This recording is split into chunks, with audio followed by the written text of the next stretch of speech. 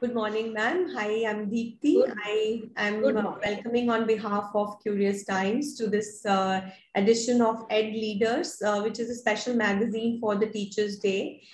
We welcome you and the Cygnus School to this teleconversation. And So much. Thank you for having me here. yeah. So, ma'am, what during in the Ed Leaders process, what we would like to understand is the journey of the leaders, how they started, and what are the things that they came across in the part of their career, and how they moved along. So, maybe I'll take you through a few questions. Maybe first you can tell Sure. our audience and other education leaders who are going to be part of this publication about yourself and how you thought of becoming joining this line. So, hi everybody. I'm Madhvi Agrawal. I'm from a Marwari business family, and my father has interests in tea and jute, very traditional industries. But at the same time, my grandfather had a belief that every person must give back to society as per their capacity. So if your companies make profit, you must designate, this is way before the CSR came into India, you must designate a percentage of profits to community. And that's the kind of thought I have always grown up with. Now, my grandfather gave the seed fund for the Calcutta Bhavan School, and that's still run under his name. My father is now on the central committee of the Bhavans all over India. And so we always had this feeling that if we want to do something for the country, ultimately education is what can herald a revolution. Now, me individually, I grew up, as I said, in a business family, and I have done my, honors, Bachelor of Honors in economics, and I have done my ICFAI at the first level. And I came from a very commerce-based background. But I had two passions. One was sports, and one was children. And with children, it was just interacting with them that I loved. How you can teach them, how they have this thirst for knowledge. And I think since I was 15, the teaching learning process with children has thoroughly engaged me. And I got married early, moved from Delhi to Baroda, and started actually working with my husband's company. But within a few months, realized that this is not for me. I need a more creative space, and I need children around me. And I started there from little classes for 10 kids at a time. And my father gave wings to my dream. He helped me set up this institution. And yes, it's truly living my dream. Work for me is not work. It's something that I love. I thrive. Of course, as the school administrator, I need to be part of the admin, areas. But I love the education, the teaching, the classrooms, the interaction with the children. It's really my passion.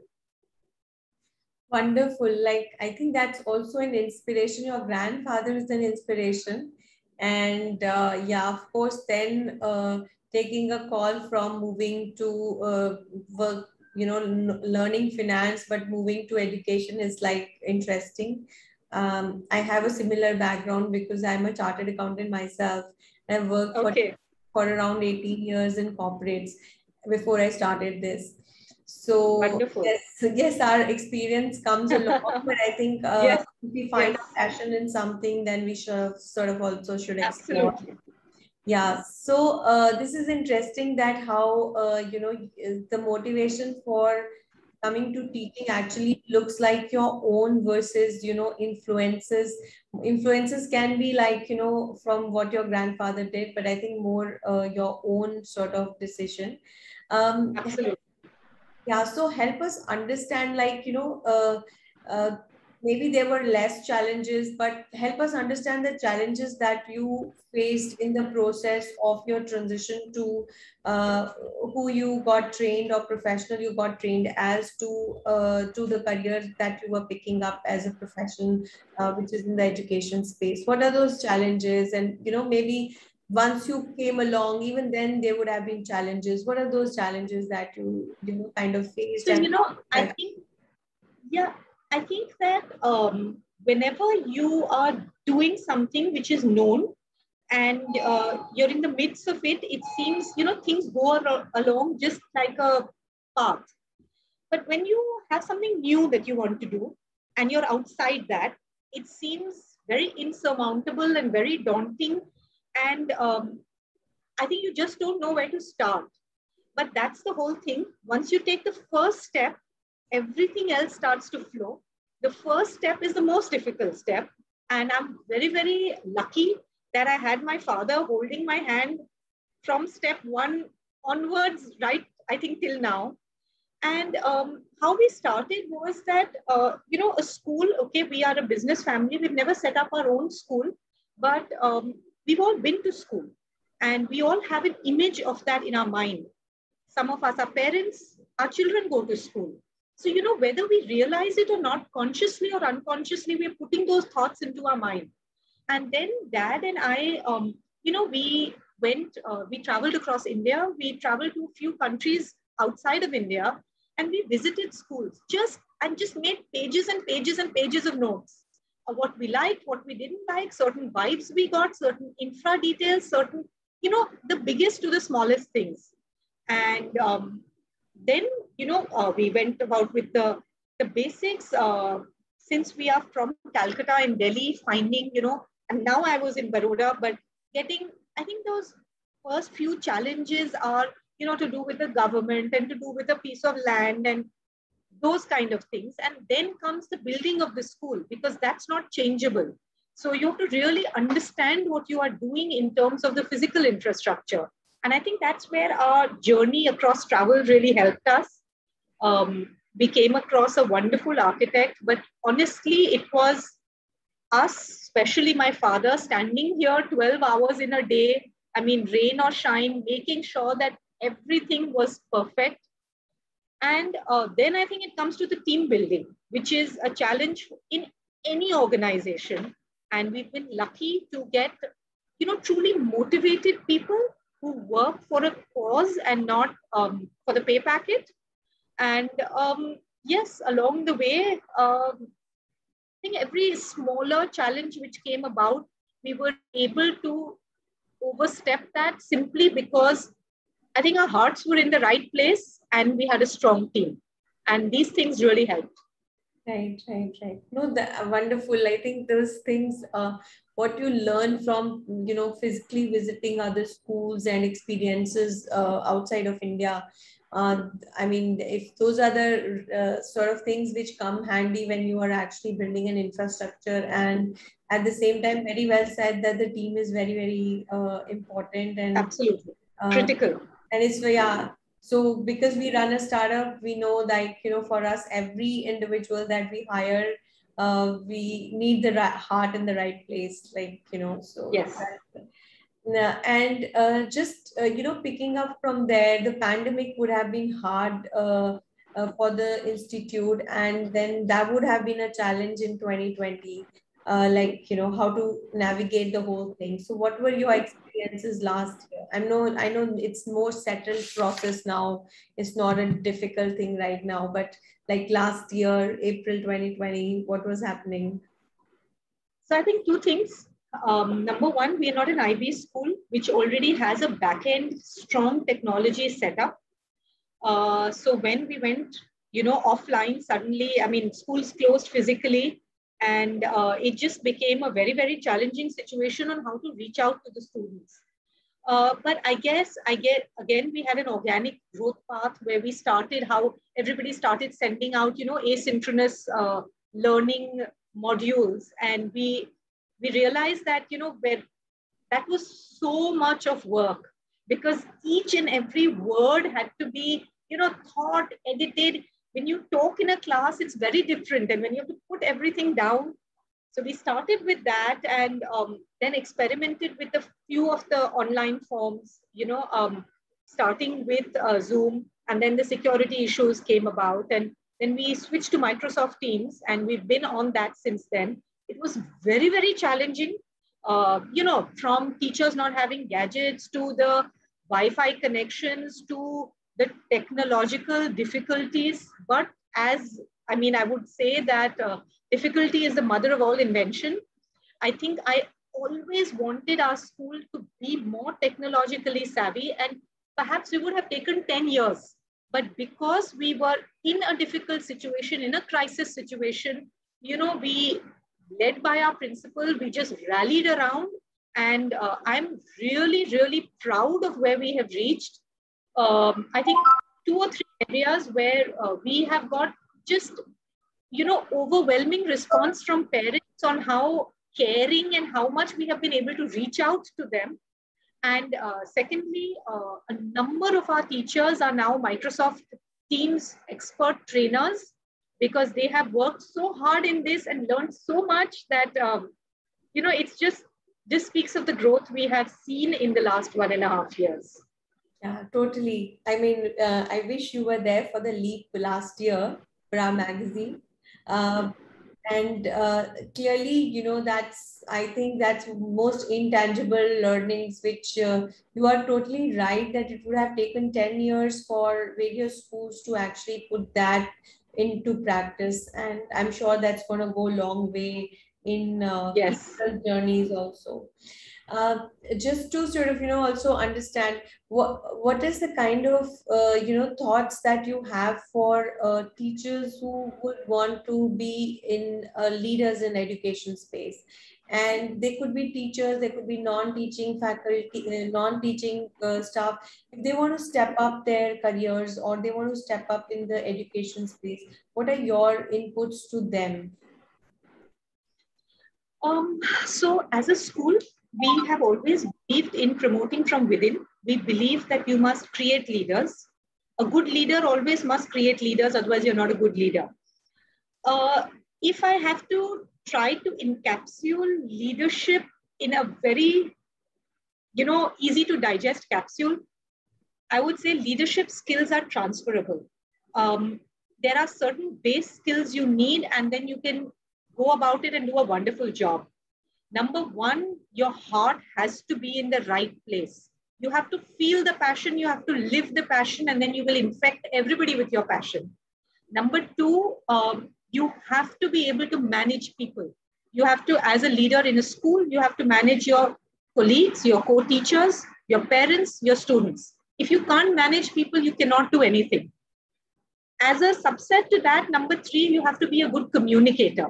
It doesn't mean you have to have fancy, flowery, beautiful, eloquent English. It simply means you have to communicate your thoughts in a very clear manner.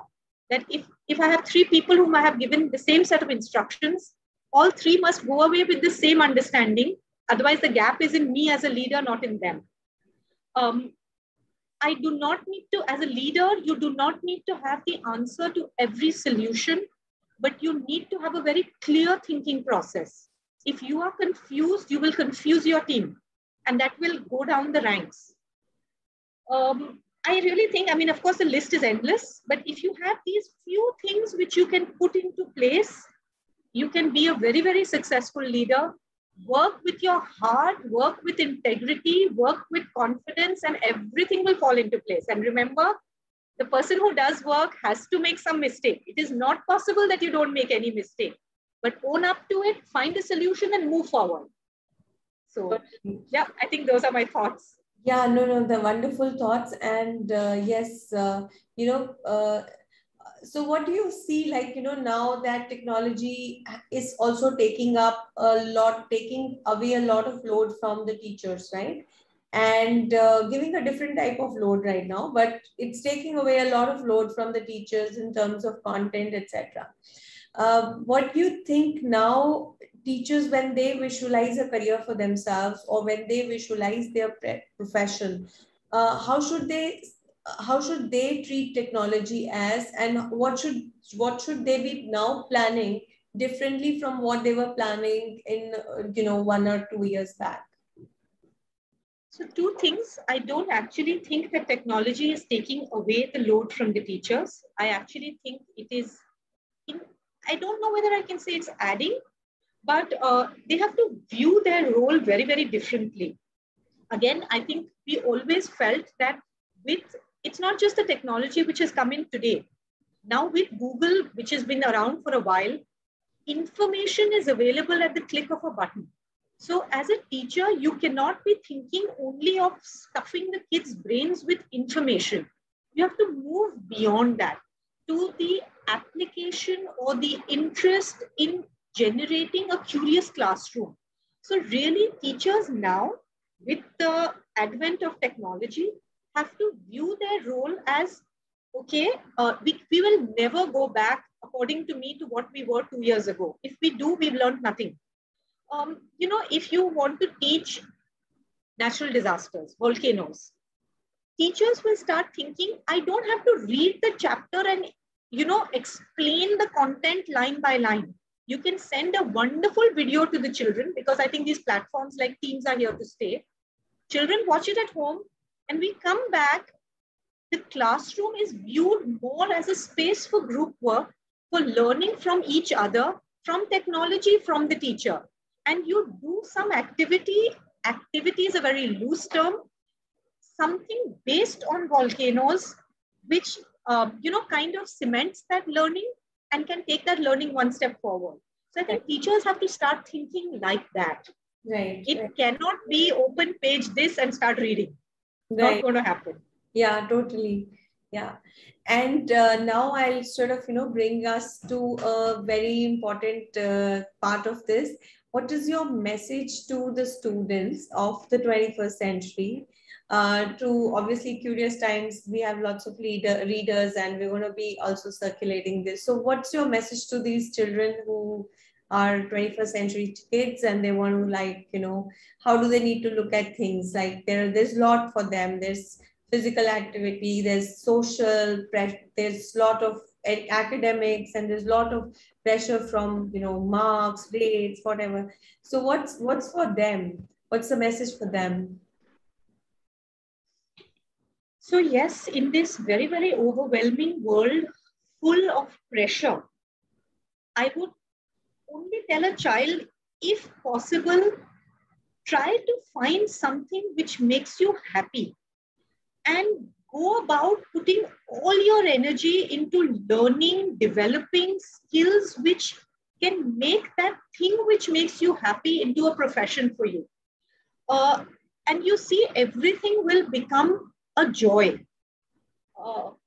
Do not give in to the pressure of technology.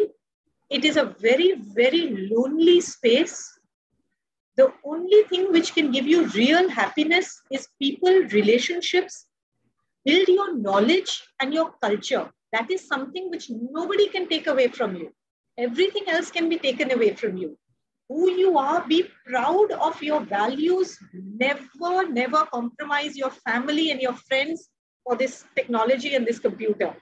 It's, I think there's so much more, but that's in a capsule. And keep your body fit.